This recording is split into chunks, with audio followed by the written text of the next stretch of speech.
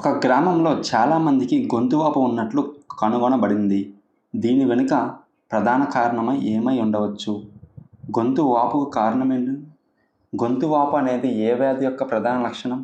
గొంతు వ్యాపు అనేది మనకి గాయిటర్ వ్యాధి యొక్క ప్రధాన లక్షణం. గాయిటర్ అనే వ్యాధి యొక్క ప్రధాన లక్షణం గొంతు వాపు. గాయిటర్ అనే వ్యాధి దేని లోపం వల్ల వస్తుంది? మనకి అయోడిన్ లోపం వల్ల వస్తుంది. కాబట్టి అయోడిన్ లోపం వల్ల ఆ గ్రామంలో చాలామందికి గొంతు వాపు ఉండి ఉండవచ్చు. క్రింది వాటిలో సముద్ర చేపను గుర్తించండి. క్రింది వాటిలో సముద్ర చేప ట్యూనా. ట్యూనా అనేది మనకి సముద్ర చేప అవుతుంది. మిగతా చేపలు కట్ల, రోహు, మృగల్ అనేవి మనకి చెరువులో పెంచే చేపలు అన్నమాట. చెరువు లేదా కొలంలో పెరిగే చేపలే కట్ల, రోహు, మృగలు. లైలా అనేది క్రింది వాటిలో ఏ దృగ్విషయం పేరు? లైలా అనేది క్రింది వాటిలో ఏ సహజ దృగ్విషయం పేరు? లైలా అంటే తుఫాన్. లైలా అనగా మనం గుర్తొచ్చేది అంటే లైలా తుఫాన్, కాబట్టి తుఫాన్. క్రింది మొక్కల్లో ఏ మొక్కకు పూలు ఉండవు? క్రింది మొక్కల్లో ఏ మొక్కకు పూలు ఉండవు? పూలు ఉండవు కాబట్టి ఆ మొక్క అలైంగిక ప్రత్యుత్పత్తిలో పాల్గొంటుంది. అలైంగిక ప్రత్యుత్పత్తిలో పాల్గొనే మొక్క ఏంటి? క్రింది వాటిలో గడ్డి లైంగిక ప్రత్యుత్పత్తి, మొక్కజొన్న లైంగిక ప్రత్యుత్పత్తి, మిరప లైంగిక ప్రత్యుత్పత్తి. కానీ ఫెర్న్ చూడండి, ఫెర్న్ అనేది మనకి సిద్ధ బీజాల ద్వారా ప్రత్యుత్పత్తి జరుగుతుంది. కాబట్టి సిద్ధ బీజాల ద్వారా ప్రత్యుత్పత్తి జరిపే ప్రక్రియ ఏమిటి? అలైంగిక ప్రత్యుత్పత్తి ప్రక్రియ. కాబట్టి ఫెర్న్ అనే మొక్కకు పూలు ఉండవు. ఫెర్న్ అనే మొక్కకు పూలు పూయవు కాబట్టి అది సిద్ధ బీజాల ద్వారా ప్రత్యుత్పత్తి జరుగుతుంది. సిద్ధ బీజాల ద్వారా ప్రత్యుత్పత్తి జరిపే విధానమే అలైంగిక ప్రత్యుత్పత్తి. గాలి ఈ దిశలో పీడనాన్ని కలిగిస్తుంది. గాలి ఈ దిశలో పీడనం కలిగిస్తుంది. ఏ దిశలో? ఉత్తర దిశలో కలిగిస్తుంది, నెమ్మది దిశలో కలిగిస్తుంది, ప్రక్కలకు కూడా కలిగిస్తుంది. కాబట్టి ABC 3 సరైనవే. గాలి ఉత్తర దిశలో, నిమ్న దిశలో, ప్రక్కలకు కూడా గాలి పీడనాన్ని కలిగిస్తుంది. కొన్ని సహజ వనరులను సృష్టించడం సాధ్యం కాదు కాబట్టి మనం ఎలా చేయాలి? కొన్ని సహజ వనరులను సృష్టించలేం కాబట్టి మనం ఏం చేయాలి? సహజ వనరులను సక్రమ మరియు స్థిరమైన మార్గంలో ఉపయోగించాలి. సహజ వనరులను సక్రమ మరియు స్థిరమైన మార్గంలో ఉపయోగించుకోవాలి. భూకంపం సమయంలో భూమి యొక్క ప్రకంపనలు లేదా కంపనాలను కొలవడానికి దేన్ని ఉపయోగిస్తారు?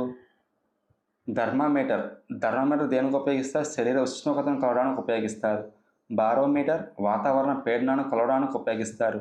ఎనిమోమీటర్ గాలి వేగాన్ని లేదా గాలి వీసే దిశను కొలవడానికి ఉపయోగిస్తారు.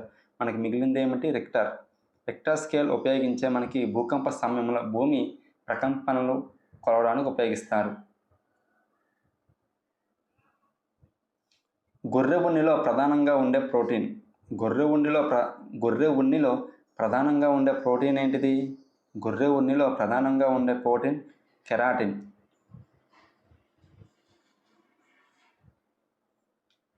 పత్తి ఫైబర్ను విత్తనాల నుండి వేరు చేసే ప్రక్రియను ఇలా అంటారు. పత్తి ఫైబర్ను విత్తనాల నుండి వేరు చేసే ప్రక్రియను ఎలా అంటారు? ఏమంటారు? జిన్నింగ్. స్పిన్నింగ్ అంటే వడకడం. కార్డింగ్ అంటే దువ్వడం. మానవుల్లో ఉండే మెడ ఎముకల సంఖ్య జిరాఫీలతో పోలిస్తే జిరాఫీలలో ఉండే సంఖ్యకు సమానం. మానవుడి మెడలో ఉండే ఎముకల సంఖ్య ఎంత? 7.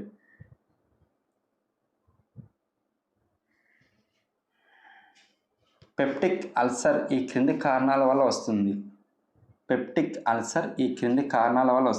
ఏ కారణం వల్ల వస్తుంది? హెలికోబ్యాక్టర్ పైలోరీ బ్యాక్టీరియా ద్వారా ఇంజెక్షన్ వల్ల మనకి పెప్టిక్ అల్సర్ వ్యాధి వస్తుంది. ఈ క్రింది రక్త భాగాలను వాటి ఇతర పేర్లతో జత చేయండి. సరైన ఐచ్ఛికాన్ని ఎంచుకోండి.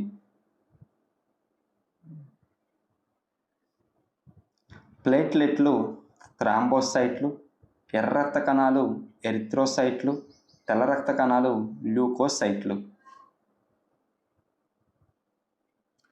క్రింది వానిలో శాశ్వత నదులను గుర్తించండి. క్రింది వానిలో శాశ్వత నదులను గుర్తించండి. మనం హిమాలయ నదులను శాశ్వత నదులు అని అంటాం. హిమాలయ నదులను శాశ్వత నదులు అని అంటాం. కింది వాటిలో హిమాలయ నదులను గుర్తిస్తే మనం సరైన సమాధానం గుర్తించినట్టే. కృష్ణా, గోదావరి అనేది హిమాలయ నదులు కాదు. తుంగభద్ర మహానది కూడా కాదు. నర్మదా, తపతి కూడా కాదు. యమునా, సట్లెజ్. యమునా, సట్లెజ్ అనేవి హిమాలయ నదులు మరియు శాశ్వత నదులు.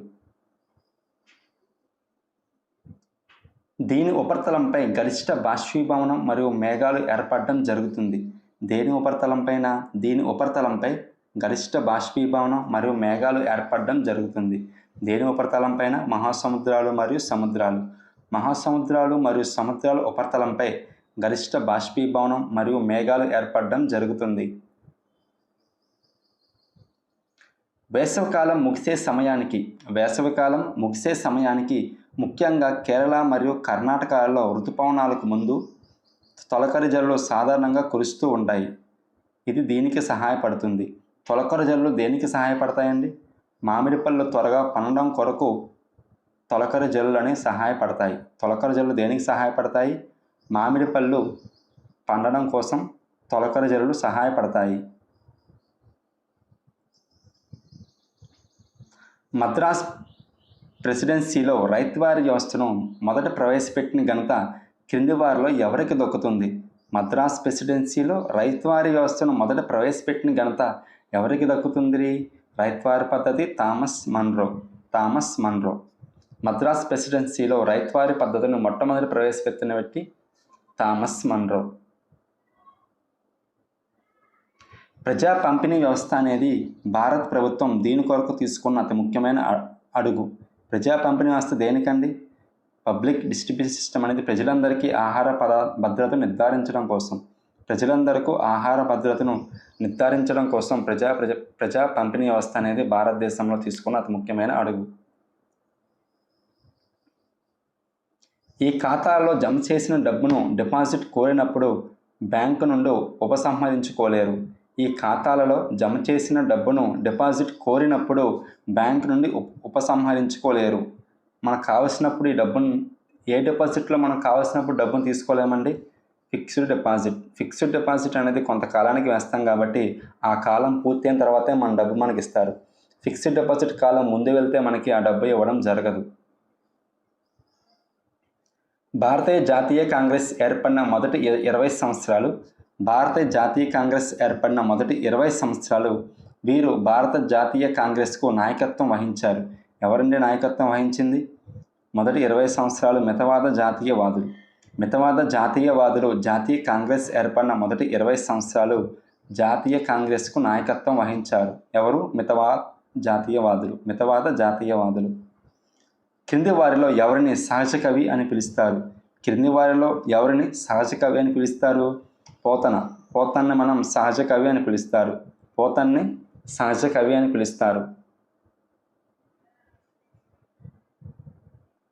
కందారియా మహాదేవ ఆలయాన్ని ఈ రాజవంశ పాలకులు నిర్మించారు. ఎవరు నిర్మించారండి? కందారియా మహాదేవ ఆలయాన్ని చందేల రాజవంశ పాలకులు కందారియా మహాదేవ ఆలయాన్ని నిర్మించారు. తెలంగాణ రాష్ట్రంలో ఈ సందర్భంలో మాత్రమే ఒక బిల్లు చట్టంగా మారుతుంది. బిల్లు అనేది ఒక చట్టంగా మారుతుంది. ఏ సందర్భంలో అండి? ఒక బిల్లుని రాష్ట్ర శాసనసభ, శాసన మండలి మరియు రాష్ట్ర గవర్నర్ ఆమోదించినప్పుడు, అది ఏ రాష్ట్రం అన్నా కానీ ఒక బిల్లుని రాష్ట్ర శాసనసభ, శాసన మండలి, రాష్ట్ర గవర్నర్ ఆమోదించినప్పుడు మాత్రమే బిల్లు అనేది చట్టంగా మారుతుంది. ఈ విషయంపై కేవలం పార్లమెంట్ మాత్రమే చట్టం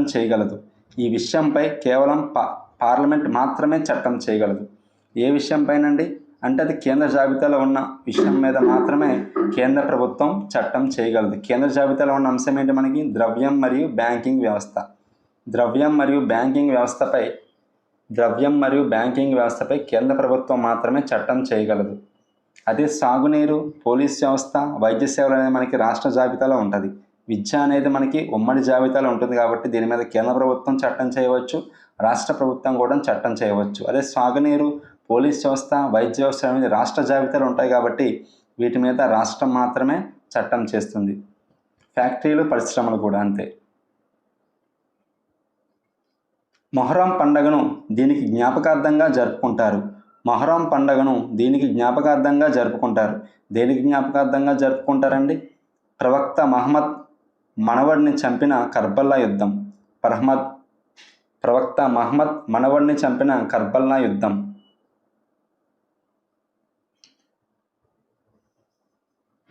గ్రాఫిక్ ఆర్గనైజర్లోని DIGAలోని ప్రతి అక్షరం దేన్ని సూచిస్తుంది? DIGA. D అంటే డిస్క్రైబ్, I అంటే ఇంటర్ప్రెట్, G అంటే జనరలైజ్, A అంటే అప్లై. క్రింది వాటిలో ప్రాజెక్ట్ యొక్క లక్షణం కానిది. సవాలుతో కూడినే ఉండాలి. ప్రాజెక్ట్ అనేది మనకి సవాలుతో కూడుకున్నదే ఉండాలి. విద్యార్థులు ప్రజాస్వామ్యబద్ధంగా పనిచేయడానికి వీలు కల్పించేదే ఉండాలి ప్రాజెక్ట్. నిజ జీవితంలో అనువర్తించే విధంగా ఉండాలి ప్రాజెక్ట్. అధిక వ్యయంతో పాటు ఎక్కువ సమయాన్ని తీసుకునే విధంగా ప్రాజెక్ట్ అనేది ఉండకూడదు. అధిక వ్యయంతో పాటు మరియు ఎక్కువ సమయాన్ని తీసుకునే విధంగా ప్రాజెక్ట్ అనేది ఉండకూడదు. పాఠ్యపుస్తకాల మూల్యాంకనానికి ఉపయోగించే హంటర్ స్కోర్ కార్డులోని 1000 పాయింట్లలో పాఠ్యపుస్తకంలో ఇవ్వబడిన నియోజనాలు మరియు ప్రాజెక్టులకు వినియోగించే పాయింట్లు. ఎన్ని పాయింట్లు ఇస్తారంటే మనకి? పాఠ్యపుస్తకంలో ఇవ్వబడిన నియోజనాలు మరియు ప్రాజెక్టులకు ఎన్ని పాయింట్లు? 140 పాయింట్లు. పరిసరాల అధ్యయనానికి సంబంధించి క్రింది స్టేట్మెంట్లో సరి అయినది. స్టేట్మెంట్ ఏ. పరిసరం రెండు రకాలు, ఒకటి సాంఘిక మరియు సహజ. సరి అయినదే. సహజ మరియు సాంఘిక పరిసరం స్వతంత్రైనవి మరియు రెండింటి మధ్య ప్రతిచర్య జరగదన్నాడు. కానీ పరిసరం మరియు సాంఘికం మధ్య ప్రతిచర్య అనేది జరుగుతుంది. మొక్కలు మరియు జంతువులు జీవ పరిశ్రమలో భాగం. ఇది కూడా సరి అయినది. కాబట్టి మనకి A మరియు C మాత్రమే సరి అయినవి. సమస్య పరిష్కార పద్ధతిలో సమస్య నిర్వచించడం తర్వాత వచ్చే సోపానం. సమస్య నిర్వచించిన తర్వాత మనకు వచ్చే సోపానం ఏంటి? దత్తాంశాన్ని సేకరించడం. సమస్య నిర్వచించడం, దత్తాంశాన్ని సేకరించడం. ఒక మ్యాప్లో కొండలపై మరియు సమతల భూములపై ఉన్న రోడ్లు మనం ఎలా ఇండికేట్ చేస్తామంటే వరుసగా వక్ర మరియు సరళ రేఖల ద్వారా